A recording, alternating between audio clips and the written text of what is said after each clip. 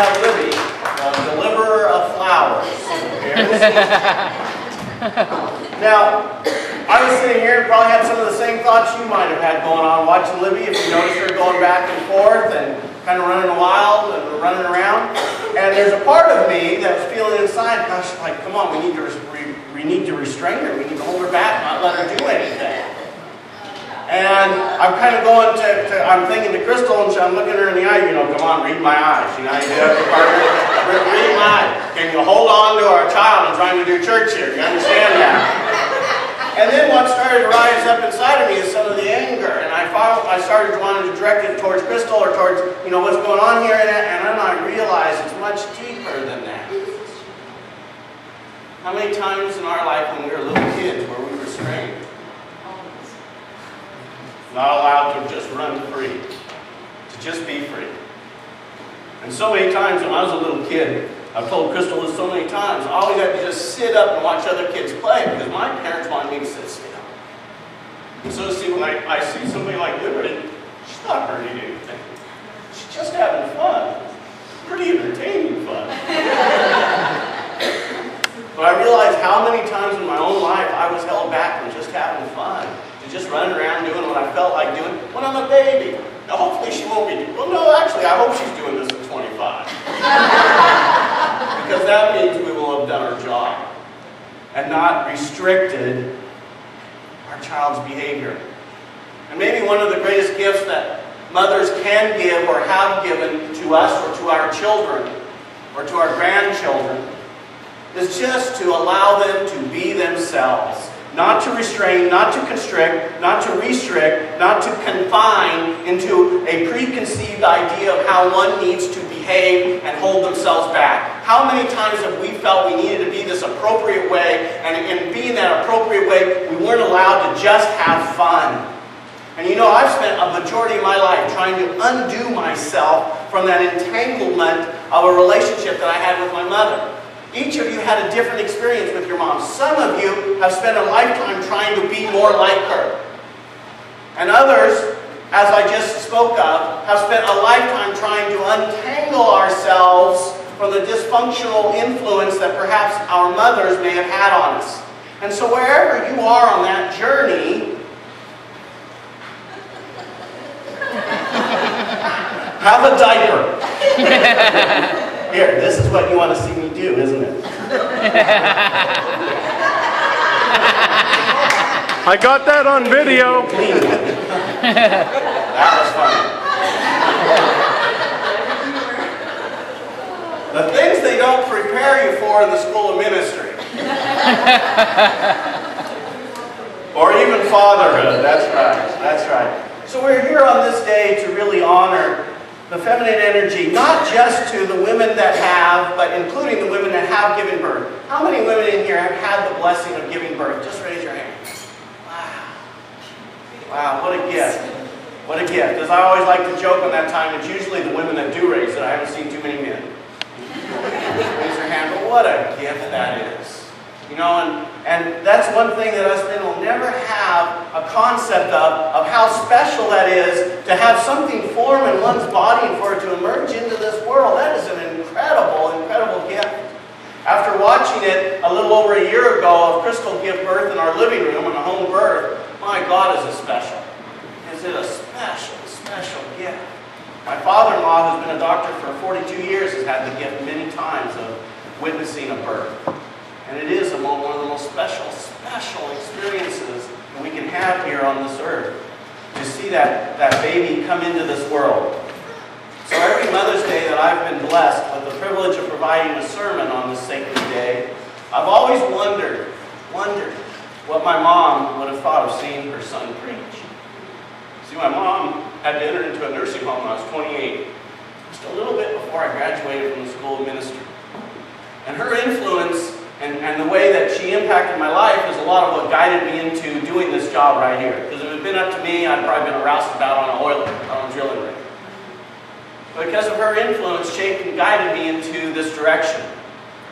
And the one thing I know about my mom is, no matter what I did, she always saw it better than what I did.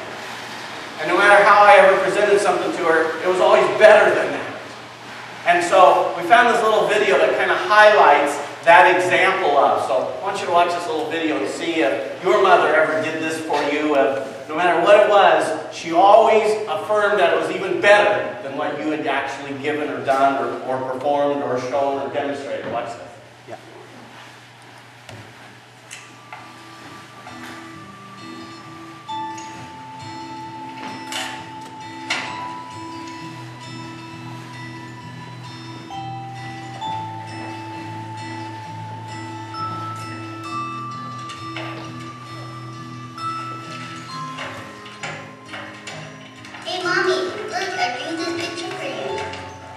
One of the best things about moms is the way they see our masterpieces.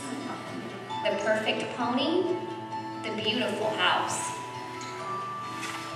Moms see our best efforts exactly as we meant them to turn out. No matter what ends up on the paper. Thanks, moms, for always seeing greatness in us. Happy Mother's Day.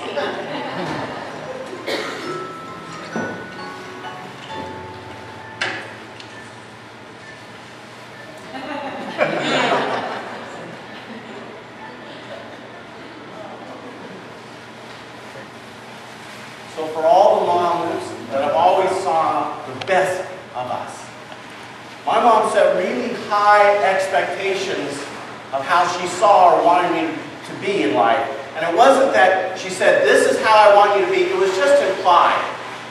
Did you ever have a mom? Did your mom ever have these implied, unspoken, but yet very, very verbal in a way of the expectations of how she wanted you to measure up in life?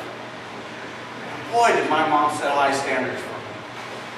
And for a long time in my life, I struggled my best to measure up to those expectations, wanting her so much to be proud and say, you know what, all that energy, all that time, all that devotion, all those sacrifices that you made on my behalf, I am living to those expectations. And what I found by the time I was about 33 years old, that I couldn't do it.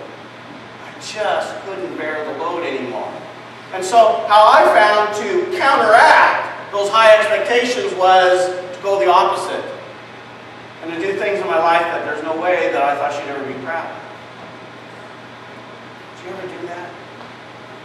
Couldn't measure up to somebody's expectations, so you go, well, let me show you. Let me show you, I won't even come close to them. I'll go the opposite way. And in going the opposite way, boy, it hasn't served me, it hasn't served my life, it hasn't served those around me. That's been the struggle. In the struggle. Because when somebody sets expectations of you out of the unconditional love that they profess for you, they feel so at times unmeasurable. They feel so huge that how do I ever measure up to them? So that's the one caution that we want to be sure as parents, as Crystal and I parent our two children, is that we're real aware of right where they're at is just fine. And yes, we want to see them succeed and do well in life, but we want to be sure that we don't set the standard of how we believe they should be so high that they feel they can never measure up to it. See, I think one of the greatest gifts that a mother can give to us is just to love, accept us unconditionally right where we're at in our life and believe and want the best for us. But if we choose to become a waitress or a waiter for the rest of our life, we have still succeeded. We have still succeeded. Why? Because if we're loving in that job, regardless of what that job is, we have succeeded. And what I know, almost all mothers, I've never in my hundreds of people that I've counseled with ever sat down with a parent, male or female, father or mother, and ever said to them, hey, why did you have children? Because they're doing such a terrible job. A parent has never said to me, you know, the reason we had kids is we just wanted to get together and see how much we could mess them up. I've never had a parent tell me that. Because you know why parents come together? Even in that moment of creation. In that moment of creation, there is that thought that we want to bring a child in with love. And we want that child to come in and have the best of life. No one ever sits up and goes, man, let me see what I can do to this child to mess it up. But boy, wouldn't it be great if every one of our parents could have all their stuff cleaned up before they brought us into this world?